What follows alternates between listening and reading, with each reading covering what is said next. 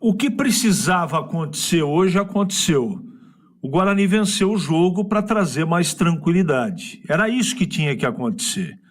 Evidentemente que dá para fazer aqui uma série de observações técnicas, várias delas. Só que a gente tem que considerar o seguinte: o Marcelo Fernandes está chegando agora, ele aproveitou muito do trabalho do Cordeiro.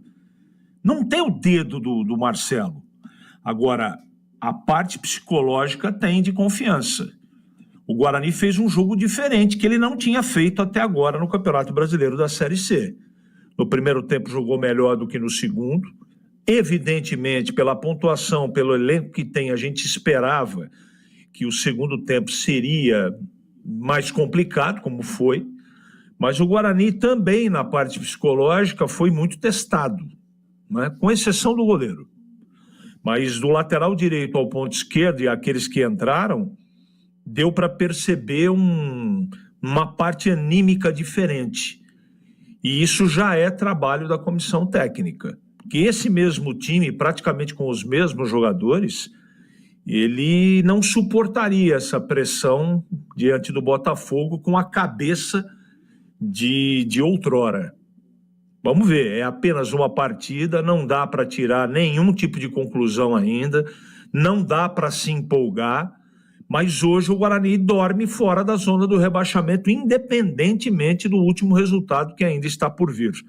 Isso traz muito alento, tranquilidade, para que o Marcelo Fernandes possa encontrar um caminho.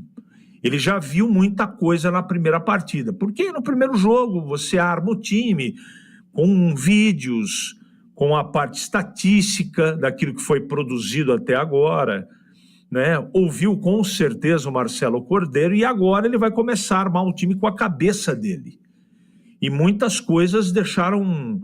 eu tenho certeza disso, né? Se eu conheço um pouco o treinador novo de goleiros do Guarani, e se eu conheço um pouco o Marcelo Fernandes, provavelmente o Andrei não será o goleiro do próximo jogo do Guarani. Apesar de ter pego o pênalti, parabéns para ele, teve competência. Mas o Guarani não pode ter um goleiro e nada contra o profissional. Poxa, já tomei informação, é um ótimo rapaz, trabalhador, mas tecnicamente ele não tem controle emocional para ser goleiro do Guarani. E hoje, quem assistiu o jogo sabe o que eu estou dizendo. Não vou fazer campanha nenhuma contra ele, absolutamente, com respeito ao profissional, mas o goleiro do Guarani não pode ser o Andrei. Não pode. A não ser que o Arzur faça uma metamorfose. No restante do time, eu gostei de algumas peças. Gostei do Natan, gostei muito do Bilu. Acho que o Baianinho entrou muito bem. Enquanto ele suportou a parte física, ele deu outra dinâmica para o time. O Emerson, lateral esquerdo, além do gol, fez uma bela partida.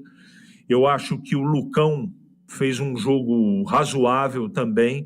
Enfim, o Guarani mereceu o resultado.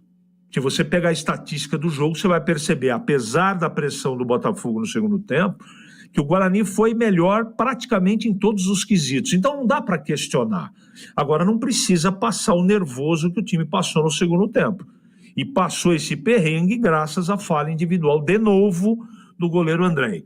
Valeu pelo resultado, é o que o Guarani precisava e principalmente o Marcelo Fernandes para ter uma semana cheia aí para poder trabalhar o time para o próximo jogo, Edu.